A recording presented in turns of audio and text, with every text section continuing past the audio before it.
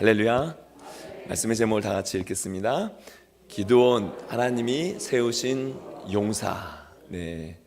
기드온을 볼 때 하나님이 세우신 용사다라고 이렇게 불려지고 있습니다.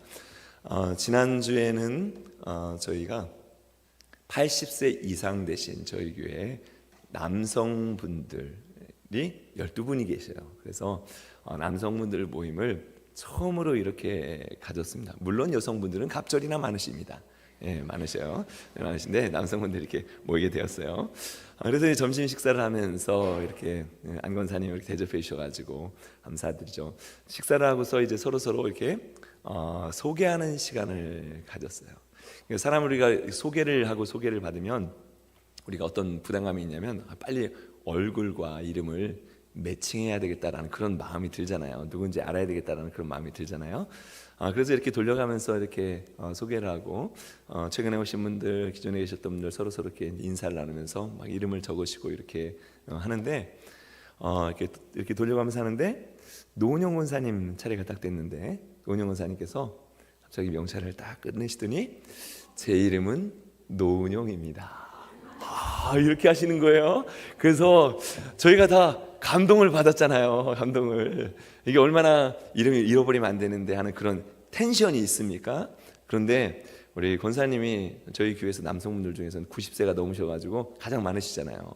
근데 어르신께서 이렇게 다른 사람을 배려하는 마음으로 명찰을 이렇게 하고 오신 거예요. 명찰은 좀 우리가 귀찮기도 하지만 다른 사람을 배려하기 위해서, 내 이름을 알리기 위해서라기보다도 다른 사람을 배려하기 위해서 우리가 이렇게 하는 겁니다. 그래서 잘 불려질 수 있도록 이렇게 명찰을 해주시면 감사하겠습니다. 오늘 바알을 무너뜨렸다 하는 여룻바알이라는 이름을 가진 기드온이 등장을 하게 됩니다. 우리 사사기의 사이클을 기억하실 거예요. 지난주에 여사사 드보라로 인해서 이제 40년 동안 평화가 오게 됩니다. 근데 평화가 오면 잘 지내야 되는데 그렇게 하지 못하죠. 6장에 들어서면서 이렇게 표현합니다. 여호와의 목전에서 저들이 악을 행하매. 잘 나갈 때 잘해야 되는데 여호와의 목전에서 악을 행하여 하나님께서 아말렉과 미디안을 들어서 이제 징계를 하시게 됩니다. 7년 동안 너무너무 그 어려움이 있는 거예요. 그러니까 이스라엘 백성들이 또 하나님께 부르짖어요. 부르짖어서 하나님께서 또 새로운 사사를 보내주신데 그 사람이 기드온입니다. 자, 6장 12절 말씀을 다 같이 읽어보겠습니다. 여호와의 사자가 기드온에게 나타나 이르되 큰 용사여 여호와께서 너와 함께 계시도다 하매. 아멘. 기드온을 뭐라고 부릅니까? 큰 용사여. 큰 용사여라고 이렇게 하나님께서 부르십니다. 아니, 온 백성이 약탈을 당하고 어려움을 당하면 하나님께서 전쟁에 능한 사람이나 군사적인 지략가를 보내주셔야 되지 않겠습니까? 아니, 먹을 것이 없어서 경제적으로 어려움이 있다면 하나님께서 경제적으로 풍부한 부자나 어떤 경제 전문가를 보내주셔야 되는데, 그런데 하나님께서 이 기드온을 찾아오십니다. 근데 이 기드온이 하나님의 사자가 찾아왔을 때 무엇을 하고 있었냐면 타작마당에서 타작을 해야 되는데 그러면 또 미디안에게 다 빼앗기니까 포도주 틀 속에 딱 들어가가지고 몰래 이렇게 타작을 하고 있는 그 와중에 큰 용사요 하면서 여호와의 사자가 나타나게 된 겁니다. 원래 진료는 의사에게, 약은 약사에게, 그런 말이 있죠. 타작마당에서 타작을 해야 되는데 그러지 못한 상황 가운데 이렇게 놓여 있습니다. 이런 포도주 틀 속에 들어가서 갇혀 있는, 그러나 하나님이 보실 때는 내가 이렇게 갇혀 있을 사람이 아니다 라고 우리에게 큰 용사라고 불러주시는 우리의 기드온에게 뿐만 아니라 우리에게 갇혀 있는 이런 틀, 포도주 틀과 같은 갇혀 있는 것이 없는지 우리는 이 말씀을 통해서 돌아보아야 합니다. 하나님은 도전해라, 하나님은 내가 나와라 라고 하는데 뭔가 위축되어서 그냥 자기 스스로를 짓누르면서 뭔가 상황 가운데 그냥 위축이 돼가지고 이렇게 갇혀있는 그런 삶은 아닌지 주님께서 우리를 부르시는 음성으로 들으시길 간절히 바랍니다. 우리가요 정말 오래 살아야 되는 이유, 건강하게 살아야 되는 이유, 또 부자로서 뭐 정말 잘 살아야 되는, 기왕이면 잘 살아야 되는 이유가 있습니다. 그 이유가 있는데 그 이유를 잃어버리고, 꿈을 잃어버리고, 모든 것을 다 잃어버리고 정말 갇혀가지고 이렇게 살아가는 그런 삶이 있다면, 오늘 기도원을 통해서 다시 한번 우리에게, 기도원에게 큰 용서할 뿐만 아니라 인규야 하나님 우리의 이름을 부르면서 이렇게 들려주시는 주님의 음성이 들려져야 될 줄로 믿습니다. 하나님께서 이렇게 기도원을 찾아와 부르셨습니다. 네, 기도원이 어떻게 응답을 할까요? 우리는 모세를 부를 때 그 모습을 이 기드온을 부를 때의 모습에서 또 찾을 수가 있습니다. 애굽에서 고통당하는 이스라엘 백성들을 보시고 40년 동안 광야에 목동으로 살았던 이 모세를 출애굽기 3장 4장에 보면 하나님께서 찾아오시게 됩니다. 그래서 모세야, 내가 내 백성을 위해서 가라 라고 하는데 모세가 5번이나 거절을 해요. 마지막에는 이렇게까지 이야기를 합니다. 용기가 없었어요. 다 같이 읽어보도록 하겠습니다. 모세가 이르되 오 주여 보낼 만한 자를 보내소서. 아멘 크게 할 만한 그런 말씀이 또 안 돼요. 보낼 만한 자를 보내소서, 이 말이 보낼 만한 사람이 누굴까? 근데 영어에 보면 좀 클리어합니다. Lord, please send someone else. 다른 사람 보내세요. 지금 저는 그런 상황이 아닙니다. 그런 처지가 아닙니다 라고 이렇게 대답을 하게 됩니다. 하나님은 가시떨기 나무 가운데서 계속해서 모세에게 명령하시고 설득하시죠. 결국 나중에 하나님의 지팡이를 들고 애굽의 이스라엘 백성들을 이끌고 나오는 그런 지도자가 됩니다. 기드온도 어떻게 응답할까요? 한 15절 말씀 다 같이 읽어보도록 하겠습니다. 15절. 그러나 기드온이 그에게 대답하되 오 주여 내가 무엇으로 이스라엘을 구원하리이까? 보소서 나의 집은 므낫세 중에 극히 약하고 나는 내 아버지 집에서 가장 작은 자니이다 하니. 아니 주님, 저는 가장 작은 사람입니다. 저는 가장 약한 사람입니다. 그럼 하나님께서 뭐라고 하십니까? 내가 너와 함께 하겠다. 내가 너와 함께 하겠다. 이 말씀은 모세에게도 말씀하시고 오늘 기드온에게도 말씀을 하십니다. 또 이 말씀을 누가 하십니까? 예수님께서 제자들에게도 하시고 예수님께서 우리에게 주시는 그런 말씀입니다. 마태복음 마지막 장 마지막 절 말씀 다 같이 읽어보겠습니다. 내가 세상 끝날까지 너희와 항상 함께 있으리라 하시니라. 아멘.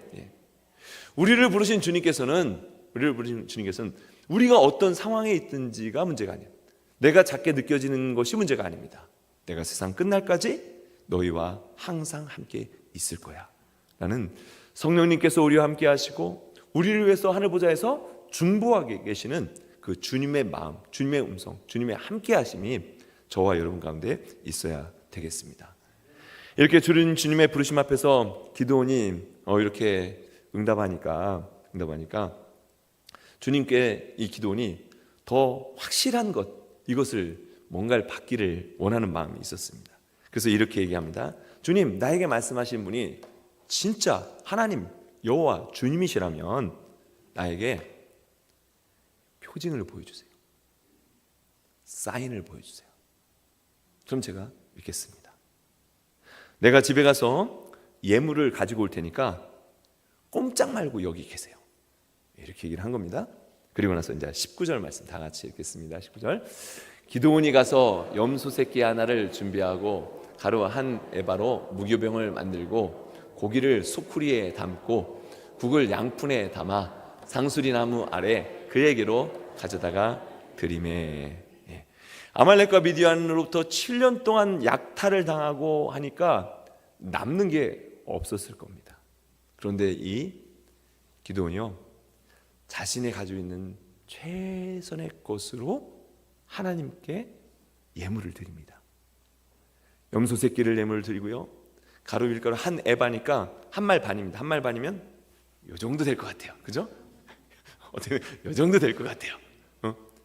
이걸로 떡을 만들었다는 거예요. 무교병 떡을 만들었다는 거예요. 그리고 국도 바로 양푼에 담았으니까 이 정도 될 것 같아요. 그래서 양푼에 담아서 양푼에 담아가지고 국을 담아가지고 상수리나무 아래 가져왔습니다. 그랬더니 이 하나님의 사자가 어떻게 합니까? 그걸 본 거죠. 정말 이 지금 없는 상황 가운데 주님을 시험한다라고도 할 수 있지만 하나님을 향한 최선의 헌신을 보이는 기드온을 딱 보게 된 겁니다. 여호와의 사자가 고기와 떡을 저 바위에다 올려놔라. 그리고 그곳에 국을 부어라 라고 합니다. 그런 다음에 어떤 일이 일어납니까? 자, 21절 말씀 다 같이 읽겠습니다. 여호와의 사자가 손에 잡은 지팡이 끝을 내밀어 고기와 무교병에 대니 불이 바위에서 나와 고기와 무교병을 살랐고 여호와의 사자는 떠나서 보이지 아니한지라. 아멘. 가시떨기 불꽃 가운데서 하나님께서 모세를 부르셨습니다. 마찬가지로 기드온을 부르실 때 바위 가운데서 불이 나와서 기드온을 부르십니다. 하나님께서 제자들을 어떻게 부르십니까? 주님께서 떠나가신 다음에 성령의 불 가운데서 부르십니다. 그래서 성령을 주시고 제자들이 그때부터 복음을 전하기 시작을 합니다. 이 말씀을 잘 봐야 됩니다. 요 9절 말씀을 잘 보셔야 됩니다. 그러면 잘 보시면 이 여호와의 사자가 해리포터처럼 지팡이를 슉 해가지고 불이 샥 나간 게 아닙니다. 아니에요. 불이 어디서 나왔습니까? 불이 바위에서 나왔습니다. 바위에서 나왔어요. 그도 신학자들은 이것을 이렇게 해석합니다. 왜 지팡이에서 불이 나오지 않고 바위에서 나왔을까? 기드온아, 너는 이 지팡이에 불과하다. 순종하면서 가라. 그럼 누가 역사하신다고요? 하나님께서 역사하시는 것입니다. 인간은 누구도 손가락에서 불이 나오게 할 수 없습니다. 불은 오직 하나님께로부터 나오고 능력은 오직 예수 그리스도께로부터 나옵니다. 믿는 자들에게 이런 표적이 따르니 저가 내 이름으로 예수의 이름으로 귀신을 쫓아내며 새 방언을 말하며 뱀을 집어올며 무슨 독을 마실지라도 해를 받지 아니하며 병든 자에게 손을 얹은즉 나으리라. 손을 얹었다고 나은 것이 아니라 예수의 이름의 능력을 의지하는 사람에게 주시는 하나님의 약속의 말씀입니다. 이게 정말 우리가 잘 알고 우리가 삶에서 우리 삶 가운데 적용하며 살아야 합니다. 나에게 능력이 나오는 것이 아닙니다. 예수의 이름을 의지하며 그 이름을 선포할 때에 주님께서 하시는 역사구나. 사람이 하는 역사가 아니라 주님께서 하시는 역사인 것을 우리가 믿어야 합니다. 미디안과의 전쟁을 앞두고 기드온이 이렇게 부름을 받습니다. 근데 전쟁이라는 어마어마한 게 있으니까 또 표징을 구합니다. 또 사인을 구해요. 또 사인을 구합니다. 정말 이 믿음이 없기 때문에 이렇게 하는 건가 잘 보셔야 됩니다. 유명한 양털 뭉치 표징을 이제 구하게 됩니다. 37절에 보면은 그렇죠. 이런 내용입니다. 제가 양털 뭉치를 밖에다 둘 텐데 내일 아침이 되면 이 양털에만 이슬이 내리고 다른 데는 이슬이 내리지 않게 해주세요. 오늘 아침에도 일어나 보니까 차에도 이슬이 내려 있고 나뭇잎에도 내려 있고 길에도 내려 있고 다 내려 있습니다. 아니 다 내려야 되는데 양털에만 내리고 다른 데는 내리지 않게 해주세요. 그런데 하나님께서 정말 그렇게 하셨습니다. 그런데 그런데도 확신이 서지 않아요?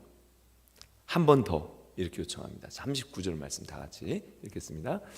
기드온이 또 하나님께 여쭈되 주여 내게 노하지 마옵소서. 내가 이번만 말하리이다.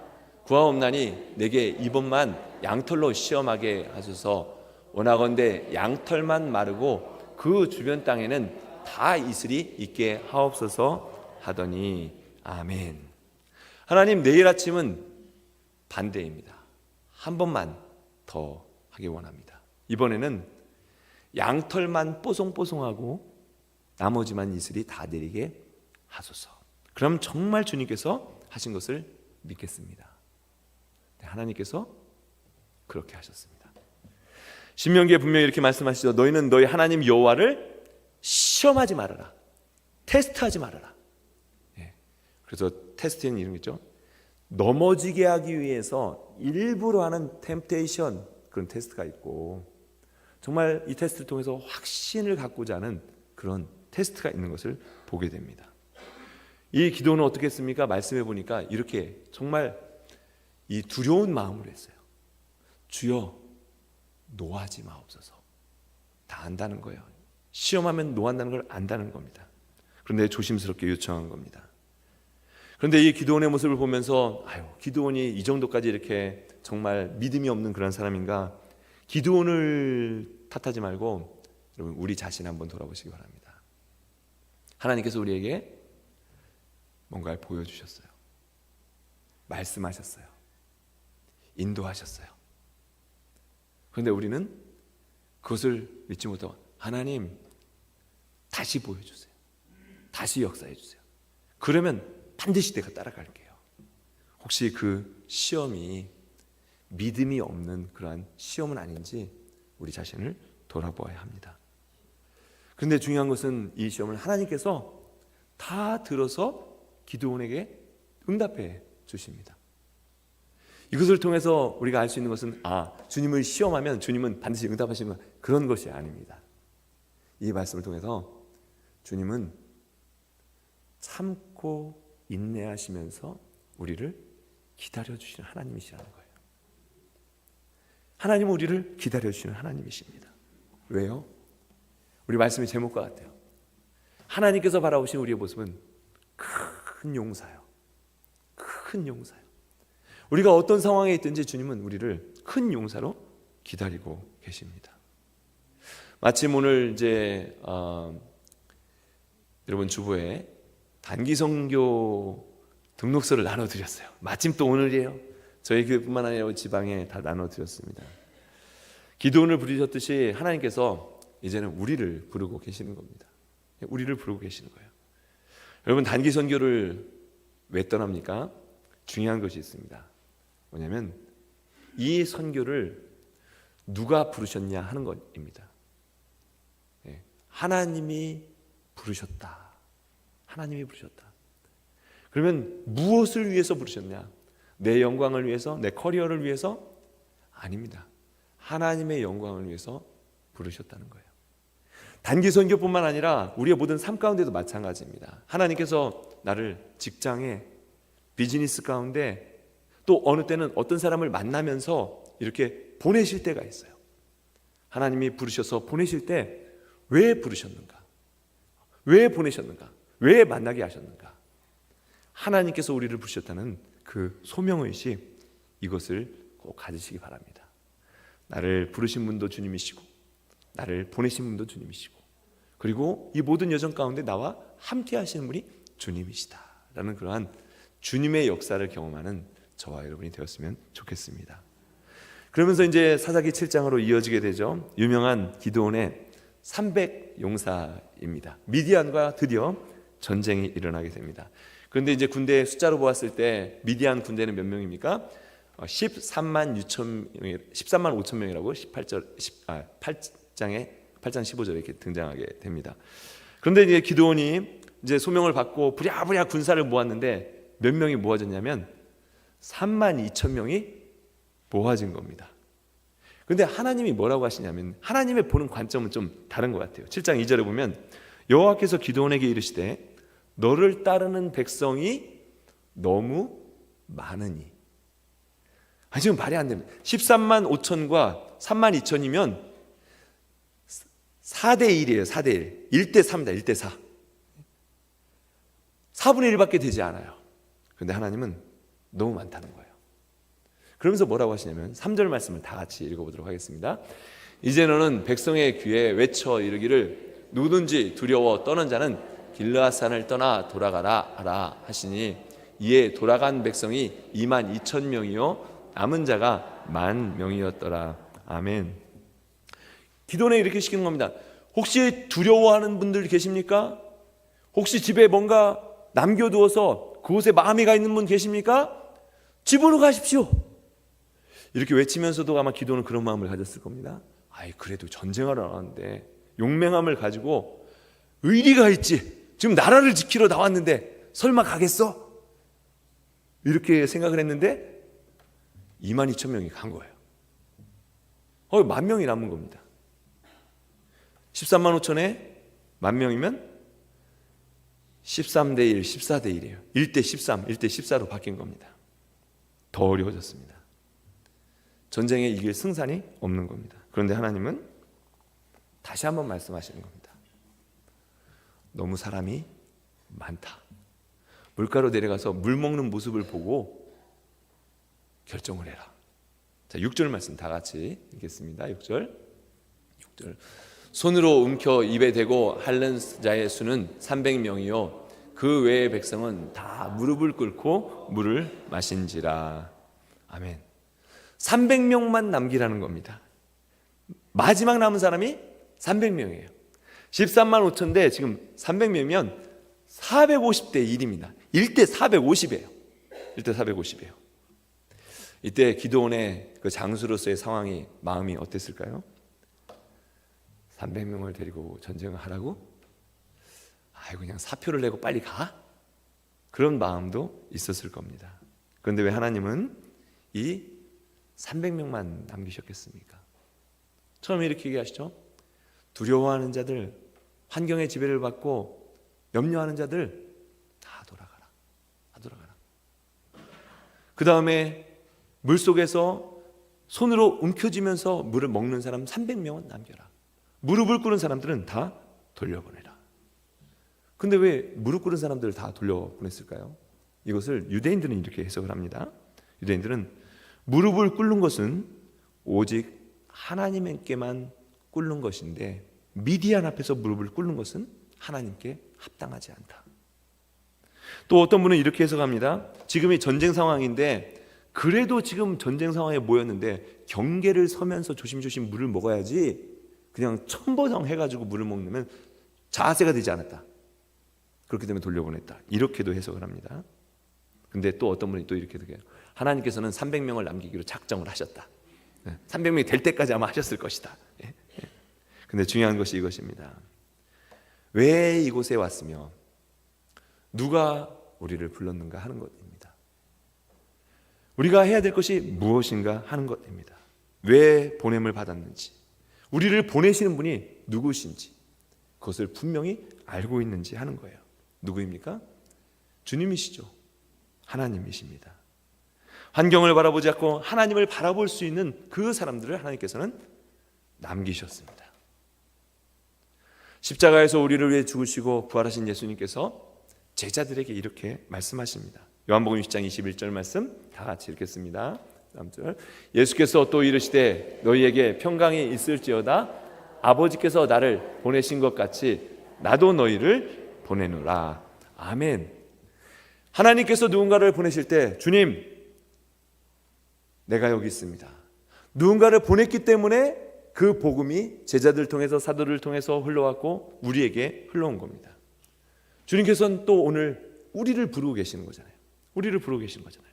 그리고 우리를 보내신 그분이 왜 보내셨는가? 어떻게 보내셨는가? 바로 이 사사기 6장 7장의 말씀을 조금 읽어보시면요, 여호와 샬롬, 하나님의 이름이 이 기드온 가운데 등장하게 됩니다.